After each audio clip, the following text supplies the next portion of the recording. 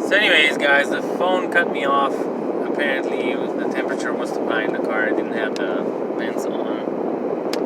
It was getting kind of hot, but whatever. So, to continue on, this is going to be a second part.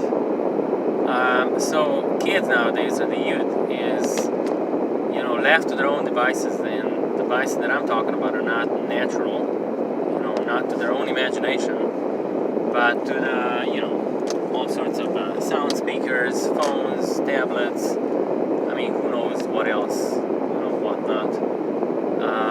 So yeah, it's catastrophic, like honestly, because that's a really crappy childhood and that's a really crappy youth. To be spending on your phone and on these apps and this playing stupid music everywhere you go just because you can, you know what I mean? I mean, for us, it was quite an ordeal. First of all, the batteries didn't last, and you needed a whole shit, like a ton of them. And, and then lugging that big ass stereo around, it just wouldn't work. Just too much work. But now, because things are getting smaller and smaller, and with that also more powerful, what can you do? Everywhere you go, it's like a tiny sound speaker, and it has a base of like a big speaker from the time when I was a kid. So you turn it on, and somebody complains and says, "Whoa, it's just a tiny speaker. I didn't know." Like, yeah, I can hear you from freaking like yards away. So that's now the problem. And because they're so bored, because they don't know what to do with themselves, because they don't really have actual parents. Technology replaced the parents. It's just they don't know what to do with themselves. And so the only one that is the parent, the guide that is there for them, are all these devices. So of course, what you get out of it is that they randomly go around and just use it as they see it fit, which means basically all the time. Because that's all that it's left for them, or that's all that it's, shown to them that it's left for them. Of course, there's more, to their lives, but they don't really have any role models. They don't really have anybody showing them a different way. And why I say that's catastrophic is because when they grow up, they are missing so much in the meantime, so much beauty. They're also not going to be very efficient at all for themselves in life, which is terrible for them. I mean, I feel bad for them, on that note. They will not be able to be independent at all. Just about anything is going to be too much for them. Without their phone, without the internet, without being able to look stuff up, or being quiet instead of playing music. Yeah.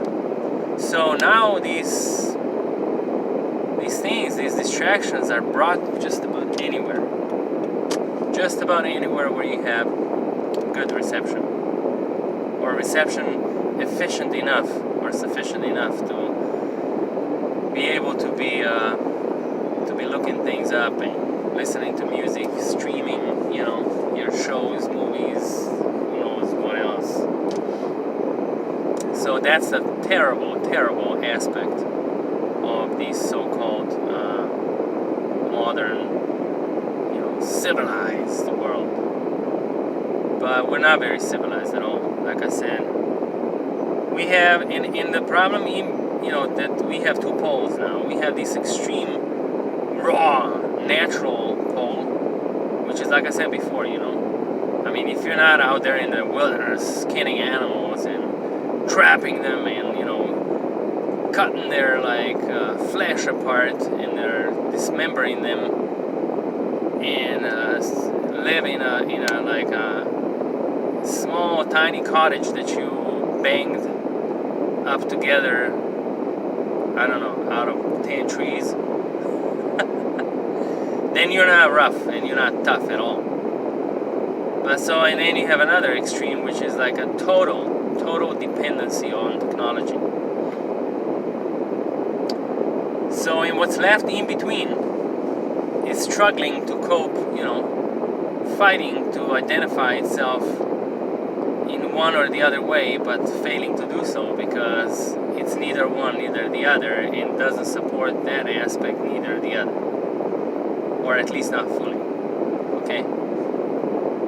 And and in our society, it's just completely falling apart. I mean, you can see, because if anybody who tells me there's gonna be no war, the war is not needed, it's not gonna happen, the war is fought differently these days.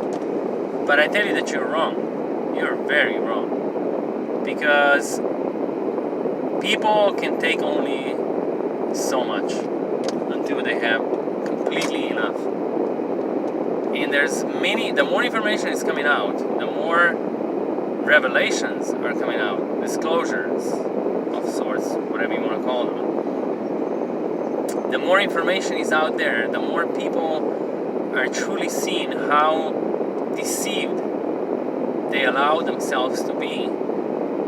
And so at some point they may be angry with themselves, but that anger, that is an inward anger, is going to turn outwards. There's no other way. Absolutely no other way. And the people so-called in charge of this society, they know that. They know that right now, and for the time being, and maybe a few years in the future, this is a boiling point. This is a boiling pot that is coming to that point of where it's gonna burst, where it's gonna flow over, where it's gonna boil over. And they're trying to figure out what to do, how to manage that moment, that point in time. What to do, how to get to it, to maybe make it less impactful, or maybe, that's why they're coming up with all these things, they're explaining these things, because they expect it, because they know that most likely it's coming. And so if it's coming, they have to somehow foretell it, so that people are not surprised, okay? That's why you have in the movies, you have, rebellion of huge amounts of people against the government. The government then turning like a total enemy against the people, and blah blah blah, and people against each other, different groups, different clans, different beliefs, it's a total different factions of society. It's a total mess, I'm telling you. It's a total mess. So yes, they are foretelling some of these events so that they would slowly introduce what's coming, so that when it comes, that it may actually have a lesser impact. Because if they don't, and they just drive it to that edge and suddenly toss it over, then it's not safe for anybody. Then it would be a total blowout. So, there's no other way, because people are getting sick and tired of it. There's people who are sick and tired of that, and there are people who are sick and tired of this. You see what I'm saying? It's like, I'm not saying anything specific, but they're tired of this or of that or of something else. They're just growing tired of it. And so all these distractions, all this entertainment and stuff is meant to keep people afloat before they sink. The Titanic, they play the music until the very last moment, until they were absolutely forced to give it up. So we are on Titanic that is sinking. The music is still playing. The barmen are still tipped. So I mean, they're being tipped so that they can keep going, even though they know that the situation is out of hands almost completely. They know it's, all a matter of time when it's completely going to sink. So this is where we are. And I'm not pessimistic. So, those of you who think like, oh, this guy's like full of doom, that's not the point. That's not the point I'm making. The point I'm making here is that this is good, because this needs to happen. Because we can't keep going on and on and on pretending that everything is fine when it's clearly not. Our judiciary or judicial system is a total joke. Our law enforcement agencies are a total joke. Life in general, the more convenient as it becomes in ways of technology, the less simple it is, which means it's causing more and more complications. It's causing, more and more strain on each person. Even those people that are very much in charge of technology, because they're such, geeks and such technology fanatics, and they have, sufficient knowledge to handle those changes, they are not seeing how it's enslaving them. They are not seeing that yet. So it is bad for everybody. It's extremely bad. In the long term sense, it's extremely bad. However you turn it, it doesn't even matter. It's because, and that's the reason for that is that our society is such rock bottom when it comes to any kind of awareness of itself. So, of course, the things that are built, created, even technologically speaking, it's all for selfish needs. Selfishness is the drive here. It's not to, and when it comes to selfishness, you know what selfishness really comes from? It comes from fear. So this society is fear-driven society that wants to, stop every mistake that it would make, that wants to stop, any so-called bad outcome that it may come out of some actions or thoughts or something.